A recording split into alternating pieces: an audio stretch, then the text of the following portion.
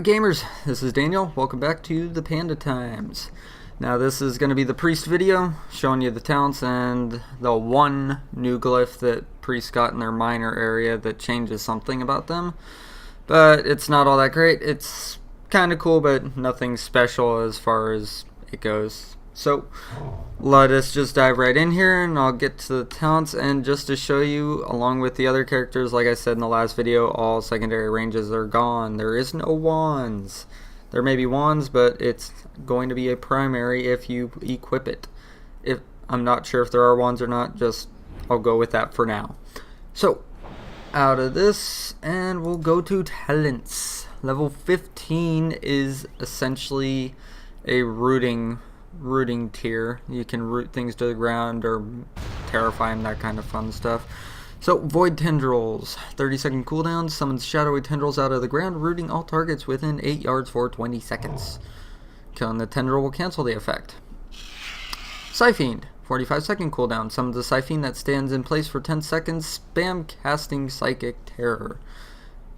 Fun. Now, Psychic Terror causes enemies to flee for 30 seconds. Damage caused may interrupt the effect.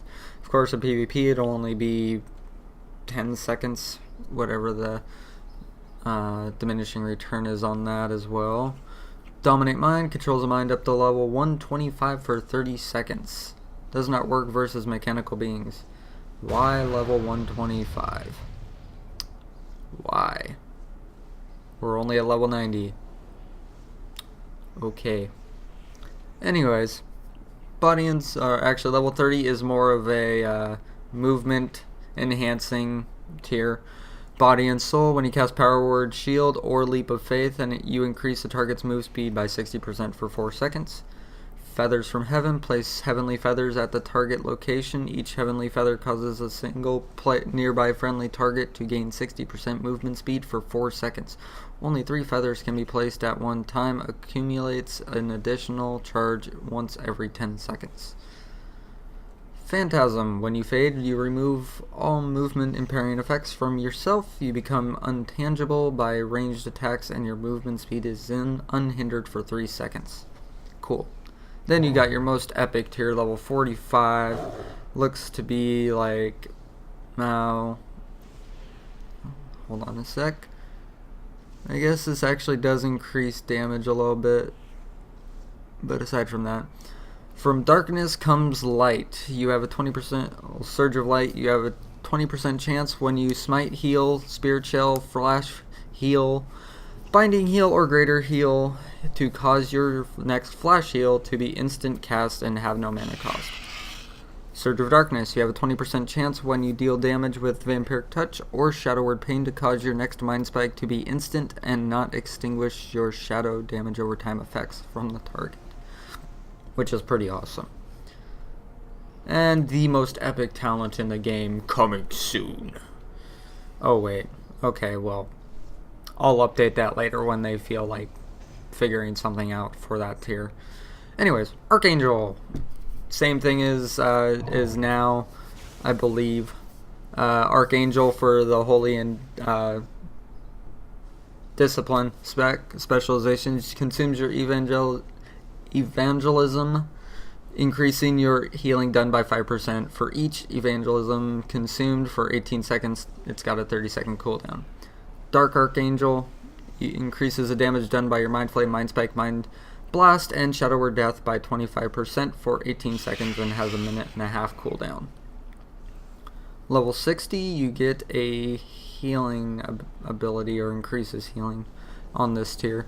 Desperate Prayer instantly heals the caster for 30% of their total health. Void Shift, 3-minute cooldown. You swap health percentage with the current party or raid member and then heal the lower health target by 25%. Pretty cool. I like that ability. It's kind of neat. And then Angelic Bulwark. Anytime a damaging attack brings you below 30% health, you gain an absorption shield equal to 20% of your total health lasting for until cancelled. This effect cannot occur more than once every 90 seconds. So that one is a passive ability. And then the other two are actual cooldowns. Level 75 increases damage and healing. Okay. Basically just an increase in speed or healing. Twist of Fate increases damage and healing to targets at or below 20% health by 15%. Power Infusion, 2-minute cooldown. Infuses the target with power, increasing spellcasting speed by 20% and reducing mana cost of all spells by 20%, lasting 15 seconds. That's the same as it is now in the Cataclysm. Divine Insight, Serendipity. When you heal with Binding Heal or Flash Heal, the cast time of your next Greater Heal or Prayer of Healing spell is reduced by 20% and mana cost is reduced by 10, stacking up to 2 times and lasting 20 seconds. Shadow of Death. When your Mind Blast deals damage, there is a 40% chance to your next Shadow or Death will treat the target as if it were below 20% health, which is pretty cool. And then level 90 with all the uber level 90 skills that you can get. Cascade launches a holy bolt at the target that grows in power as it travels, which causes up to 41,814 damage to an enemy or up to 41,814 healing to an ally. This effect can bounce from allies to other allies or from enemies to other enemies. Mix of chain lightning and chain heal. Or from enemies to other enemies. Each time it bounces, it will split into 2 bolts, preferring farther away targets and never hitting the same target twice. Cascade can bounce up to 4 times. Has a 25-second cooldown and costs a ton of mana. Though who knows at level 90 how much mana we'll have, so 10,000 mana just seems like a lot right now. Oh, why did I do that? Okay, so the one glyph that has changed, I mean, I think all of these are actually in Cataclysm right now, but the one they've added is Glyph of Shadowy Apparition. Your shadowy apparitions now levitate and can pursue targets in the air. So if you're PvPing with annoying people that want to just fly away, Shadow Word Paint them and run around. Let your little guys chase them. So, as far as that goes, I believe that is it for the Priest. Oh, nope, there is one more thing I want to show you. And it's a new spell that Priest got just starting out, and that is Spirit Shell. It's a castable bubble that you put on things that after 8 seconds of it lasting, it expires, and the amount left on the damage shield that's left is put into a heal directly on the target. Pretty cool. I don't know how effective it would be, considering either the shield will get eaten up or they won't be hurt in the first place. It may be helpful, but who knows. Anyways, until next time, this is Daniel. I'll see you next time. Don't forget to subscribe, and I believe the next video will be Shaman.